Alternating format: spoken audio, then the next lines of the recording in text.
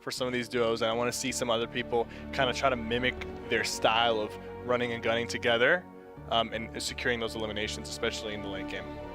Man, they were looking in rare form earlier, and you hit the nail on the head. They just need to do that again.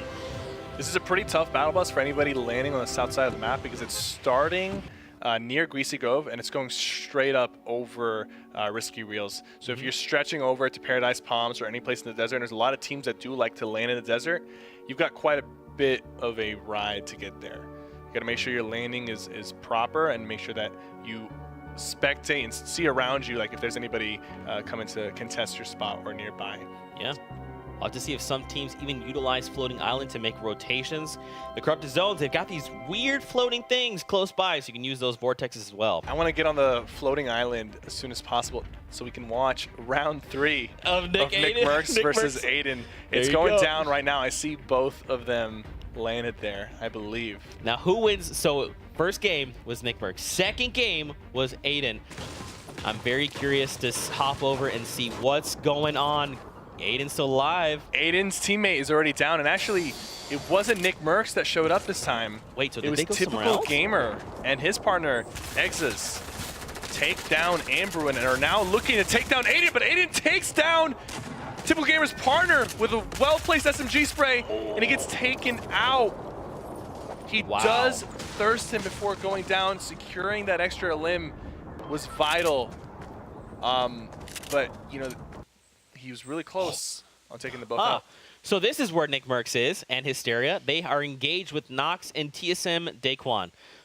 So Cypher, professional brain picking time. Who wins this fight and why? The close range shotgun fights. Yeah. He does have the health and some materials, but Daquan and his partner have the high ground. So it's not looking too good in terms of weapons for Nick Mercs. He's getting sprayed from the high ground from Daquan. Now he's running low on mats, and Daquan is going to be pushing him, sees him coming down, knocks him, and is going to start looking for his partner. Wow, his partner he was is gonna, ready with the punish, man. Hysteria is running around underneath. He might slide down. If he does, it's going to be very risky. Almost down to the last bit of health. Yep, that high ground was just too good. But it wasn't really just the high ground that dictated that. As soon as I saw that Nick Mercs didn't have a shotgun, it really, you know, his playstyle revolves around it a lot. Yeah. Not having that close range shotgun really put him back a little bit. Raid bosses, okay? Just walk by. You don't need to do this. We can fight another day. Creo, though, is closing in. And Pooh Bear looks like he is down, and Ranger goes down as well. Creo and Zexro did a really good job last game. I think they were one of the teams that went down with 5 eliminations. There's kind of like a time factor goes in. How long are we spending in it on this engagement? Is it worth it at that point? It's not worth it. I'm going to be honest with you. I think Nick A30 and his partner are taking too long to take out this opponent. The storm is closing in. He does get hit right here. He's taking out the quad launcher, hits them both before going down. Now he doesn't get any limbs, but he takes off their shields, and this is not a good look for Nick A30 and his partner. They do have 4 limbs now, so they did secure a point. He's got to be careful. Kane's right behind him. Now him and his partner. Oh, Kayun edits a window and one-shots LG Creo with a pump shotgun, and now takes the high ground. He might be able to turn this fight around. He lands another good hit. He has a med kit that he's going to pop. He will get it off, but at what cost? Will Zextro be able to pick up Creo, or will Kayun pop the med kit and rush them before he can pick him up? He's going to do that. He's rushing him right now with the nades. He's going to go ahead and shoot down the roof. The res was not complete, and now Creo is down. Ray's fire is still up. Ghost Kayun. I can't believe it. What an insane pump shot on Creo. And he's a Bush Bandit. And now Ray's fire is still up. Zexro gets hit with the explode! Oh, no way! What a well-placed nade from Kayun. Insanely well played. Down to a 1v2 against 2 really good players who had 5 limbs last game. So they're not guys that you can just push around. And breaking the walls down is getting him down to 50 health, right? That way he doesn't expose himself while he's in here, and he can farm in peace. Now, however, it is going to be a little bit harder to farm the edges without exposing himself. So he might just opt out of that. He's getting pressed right now. Once he was opened up, people saw him, so he's going to have to disengage. But he did get a fair amount of brick before doing that. Unfortunately, he's going to have to use a lot of wood here to stay alive. He's getting shot from the north and the south. He can't be too happy about that. However, luckily for him, he has 3 big shields, so he will be able to get back up to full health. So that didn't pay off. He was trying to get some extra brick. He ended up actually spending 400 wood instead in return for some brick. That's rough. That's rough. But it's, you talked about a man, he's got the half shields. It's okay, he's gonna top back off, but now they've used those resources and he's down in materials he can't use to build. I mean, they're completely surrounded. Look at the top right of your minimap right now. They will rebuild very quickly, but now they are aware of High Distortion and Yellow's positioning right beneath them. The circle is actually not too far away. Nick830 is being pressured right now. But he trades with one. Can he trade the second one? Nick830! Edit from Nick830, cutting that stairs in half and then dropping down on his opponent. His opponent did not expect him to do that. He probably thought he was trying to get away or that he was low health. Secures 2 elims, needs 1 more to secure a point. Wow, unbelievable. Changing that whole situation around. And honestly, he's still fine. I don't think Ninja and Monster are going to let him go. They know he's there. In on him. Unless he has a way to rotate, it's going to be very tough for Nick830. He does have a quad launcher. I don't know how much ammo he has in it, but they know he's there. They know one person's down there. They know he's maybe even weak. They're assuming that he's weak because he just finished fighting. He's not that weak. He has 50 shields and 100 health. But Kayun still alive after that clutch performance from earlier. His partner is still weak, but he's got some bandages. I wonder if he's going to share some with his partner. And his partner has some minis as well. Poach and Vivid! That's a duo you hate to see alive this late in the game. At least I don't hate to see it, but the other guys in there might hate to see it. They've got 1 elim and they've got enough materials to make these late game rotations.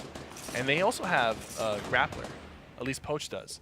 So he should be able to rotate if he gets stuck.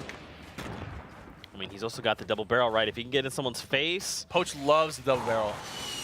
When the double barrel first came out, he was one of the early adapters of just using it, and a lot of people thought initially that it was a very weak gun, but they just weren't using it that well, and you had to be really in somebody's face. And Poach's playstyle kind of revolves getting in people's faces in these 1x1s. So he definitely feels very comfortable holding that double barrel, and I'm excited to see him use it in this late game.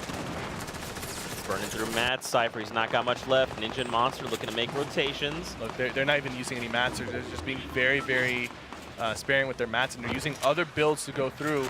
They actually spotted somebody. Ninja's going to throw a pyramid up, potentially blocking him. No, he doesn't. He's going to disengage from that fight, going extreme low ground and just slipping through these builds. Monster, however, was not fortunate enough to go unnoticed. He is very weak right now. I wonder if he'll be able to meet up with Ninja and grab that med kit off of him. Monster goes down. Nick830 still alive. Nick830 took him down and thirsted him. He's got 73 health left. Trying to be very safe before he pops them. He's stuck in a pyramid. Is he going down against somebody? Yeah, he is. He spotted somebody, hits him for 80 and finishes him off. Nick830 securing 5 elims. And he eliminated Kayun of all people. And now he's going to pop that mini. Okay, you know, I was surprised that he didn't pop it earlier. It was very risky, but it paid off. Yeah. That's a risk reward. He was looking for that elim. He might have known somebody was nearby, somebody was weak. Now he's got 5 elims. Nick830 is looking very solid. Look at his material count. He can make these rotations. He needs to get 1 more, and he knows that. So he's looking for the shots. Gets tagged a few times. Loses his shield, but he's going to go ahead and pop his last 2 minis. The storm is closing quickly, so he only had time to pop 1. Gets a double barrel against Tfue and Cloak, but does not finish them off, but makes them extremely weak. He's got 1 more mini to pop. Now he has to get out of here before the storm takes him down. Drops off the side. Oh, the storm takes for damage there. He hasn't even reloaded his double barrel yet. He has not reloaded it. He knows that. He knows that his time is coming to an end here if he does not make it into the circle. And even if he does, he's not looking too high in terms of health. So this might be bad. If he doesn't make it through, takes a little bit more storm damage. The circle's almost done moving. Don't block yourself off. Oh my gosh. Oh, gets killed. It was Snood. Snood finds him and takes him down. And EU Jack took out Ninja as well in that exchange. Nick830 1 elim away from getting that second point. That's very unfortunate. He was so close to getting it by nearly taking out Tfue and Cloak. He might even be the reason that they go down. They're still alive right now. But nope, they both actually just got eliminated. Tfue and Cloak both just got eliminated, and you can credit Nick A30's double barrel shots for that one. Liquid Vivid can't stand their own stink. He just stink bombed himself. Unfortunately, that's not the way you want to go. That is not the way of the road. JMock and Tempo looking to get maybe their second Victory Royale win. They do have the resources right now and the health to do it. They just gotta maintain these rotations and avoid any fights. Ooh. Cell's getting pressured. Left and right, he's surrounded right now. The circle is gonna engulf both of these guys. Space Lion, they're in the storm. Will they be able to get out? Bizzle alive by himself with a quad launcher, only 3 shots. And no health besides a little bit of shield and 100 health. Oh, he actually did pop a slurp. You can see his health ticking up a little bit. So the longer he stays alive, the more bulky he will be. He's got the quad launcher. Oh, they took fall damage. He didn't follow up on that. He didn't follow. There we go, another shot to knock some people down. A third shot. That one wasn't as effective. I bet he wishes those were some limbs right there.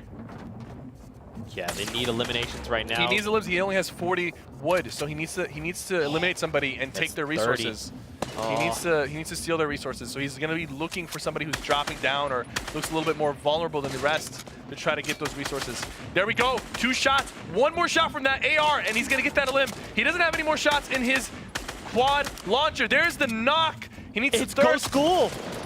His teammate, and look, rockets drop. Rockets drop. Materials. Was it enough? 120 wood. I mean, anything is better useful. Than 0. Yes, yeah. But 6 quad launcher shots. Will Bizzle be able to go off with these quad launchers? He actually quad launched himself. Someone built a wall right in front of him as he shot. That's not a good look. 15 players left in the game. There's a lot of action all happening in one tight little confined space. Looking for that shot. Has 11 health. If he gets ticked by the storm, he will go down. Nade's right in front of him. His teammate, Ghost Snood, takes him out. Oh, man, but then Tempo finds a explode on Snood. Like I said earlier, Tempo and JMock, they're looking pretty solid right now. But NRG Zate is on the top with a campfire.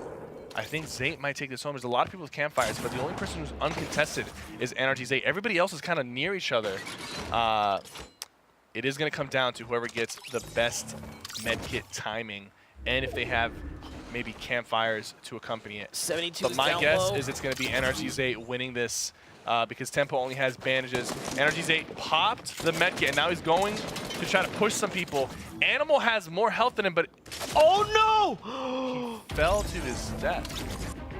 Oh no! To be fair, for him, Animal was going to win regardless. Animal had more health, so if he didn't find Animal, which didn't look like he was going to, he would have lost anyways. Yeah. It's unfortunate. Wow. You can see in the replay here, Animal has just slightly more health. Yeah. I think it's because he's standing on top of a campfire. I believe it's on top of a campfire. I could be mistaken. No, he's not on top of a campfire, but he did have just a little bit more health than him. Yeah, so he definitely would have. Now they have 1 good game. Here's the standings. 5 points for Tempo and JMock. Yep. They got 2 extra points this game. I believe they finished 2nd or 3rd. They must have made it to the top 5 and maybe had 4 limbs to get those 2 extra points because they had 3 points prior to this. But 5-5, 4-4, a team with 0 points can come out and just get 6 points just like that, or 5 points just like that, and just jump up to the top. It's very easy. Well, it's not easy, but it's very easy for somebody to come back if they have a good game. Yeah, even if you just drop a Victory Royale, right? That puts you in 7th place. That's if you didn't place better than Ghost School and Dong did. I mean, the points are very, very close here. They're much closer here than they are in EU, which is very interesting. And I think it just goes back to what you were talking about, the talent pool. Everyone, all these duos are stacked, and everyone is playing the best that they can. There's also just a tiny hint of passive play. And I'm hoping in the next game we see that shift again. We saw in game 2.